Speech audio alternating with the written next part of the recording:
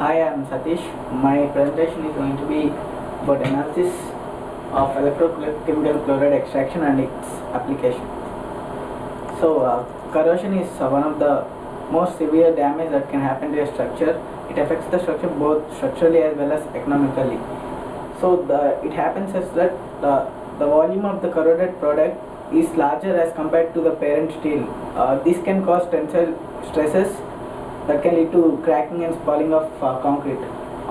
If this happens on a longer stretch, that damage can be fatal.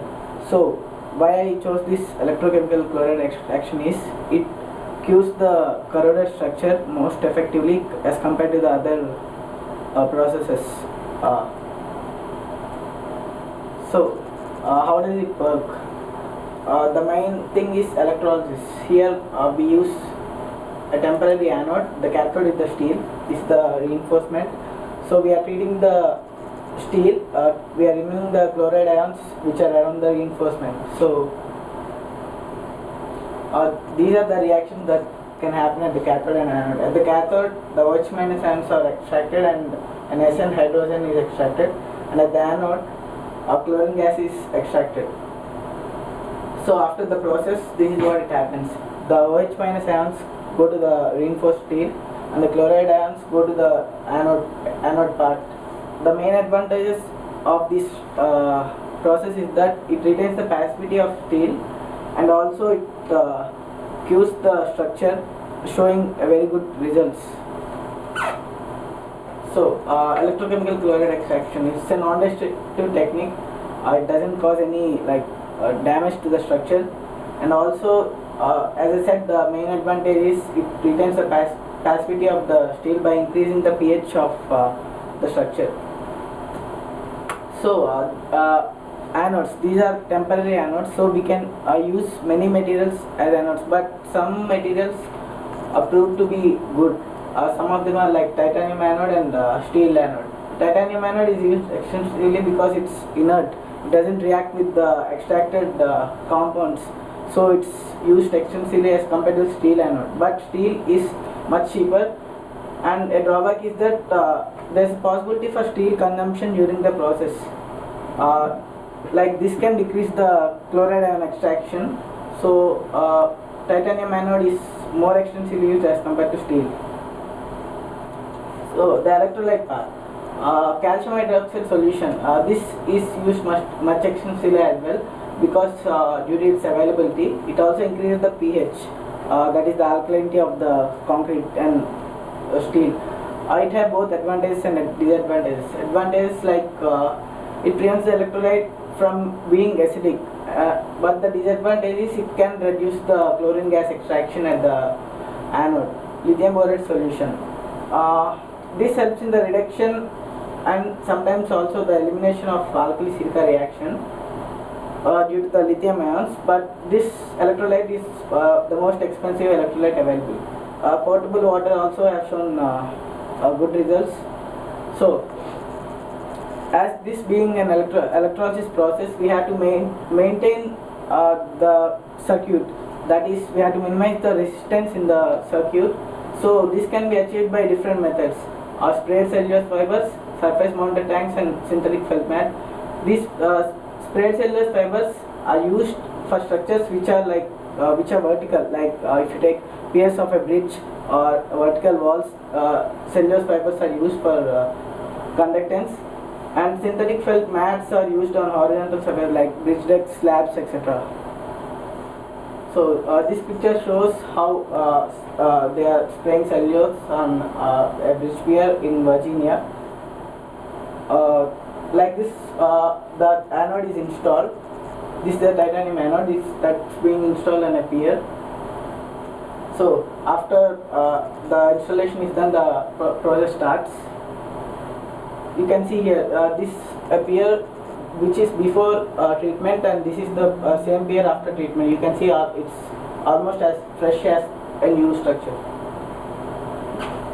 So if we take some case studies, the Hassel potential is measured to get the results of the process.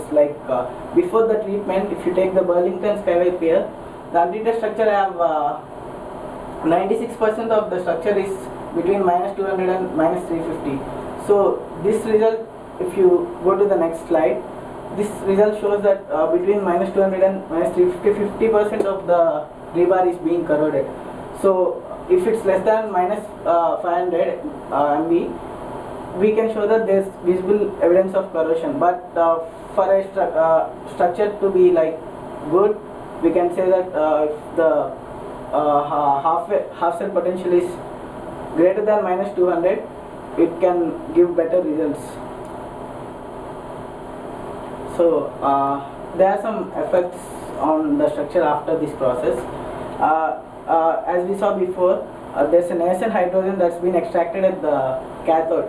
This nascent hydrogen is very reactive. It can go and react with the steel.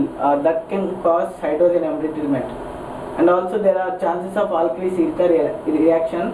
But if we use lithium borate solution as electrolyte, this can be controlled. And also after the treatment, there might be chances of loose bonding between concrete and steel.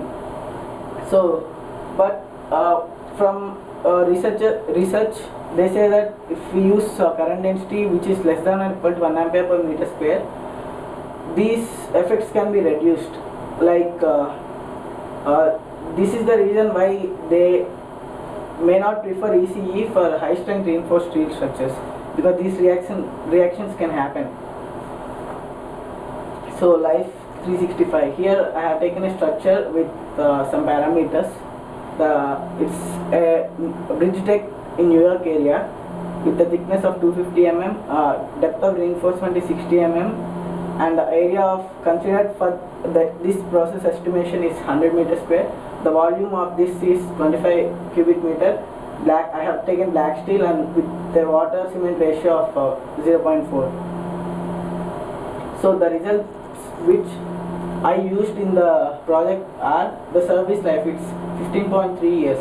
So I calculated the chloride concentration after 16 years, because as the service life is 15.3 years, obviously the structure will be treated after 16 years.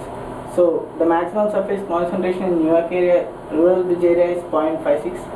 The E28 is 7.9 e to the power 10 to the power 12, and the uniform chloride concentration is 0.05.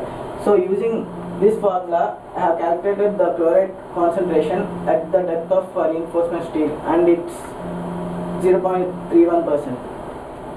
So the mass of the concrete which is considered for the treatment is 60 tons. So in that mass, with the obtained chloride concentration, the weight of chloride is 186 kg.